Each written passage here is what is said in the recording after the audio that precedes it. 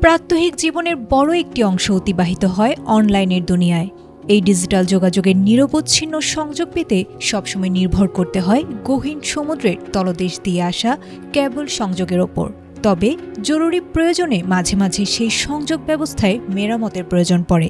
এমনই এক রক্ষণাবেক্ষণ কাজের জন্য আগামী কয়েকদিন ভার্চুয়াল জগতের গতি কিছুটা কমে আসতে পারে বলে জানা গেছে। কুয়াকাটায় অবস্থিত দেশের দ্বিতীয় সাবমেরিন কেবল CMEWE-5 শুরু হবে জরুরি রক্ষণাবেক্ষণের কাজ, যার ফলে বৃহস্পতিবার রাত থেকেই ধীরগতির কবলে পড়তে পারে দেশের ইন্টারনেট সেবা।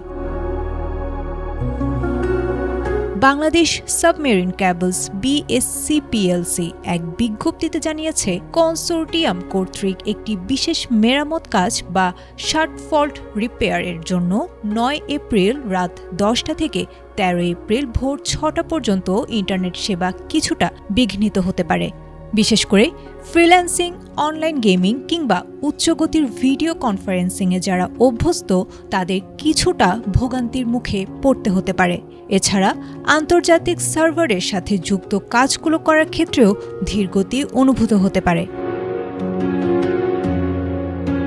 তবে স্বস্তির কথা হলো, কক্সবাজারে অবস্থিত দেশের প্রথম সাবমেরিন কেবলটি এই সময় পুরোপুরি সচল থাকবে। ফলে সারা দেশ ইন্টারনেট বিচ্ছিন্ন হওয়ার কোনো আশঙ্কা নেই। বাড়তি চাপের কারণে গতির কিছুটা তারতম্য হতে পারে।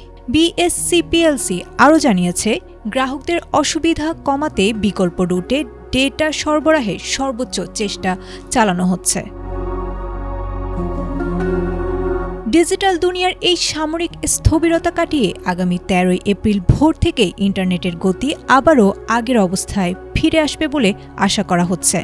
ততক্ষণ পর্যন্ত গুরুত্বপূর্ণ অনলাইন কাজের জন্য ব্যাকআপ ব্যবস্থা বা মোবাইল ডেটার উপর কিছুটা নির্ভরশীল থাকার পরামর্শ দিয়েছেন প্রযুক্তি বিশেষজ্ঞরা। আয়েশা আক্তার, ATN বাংলা।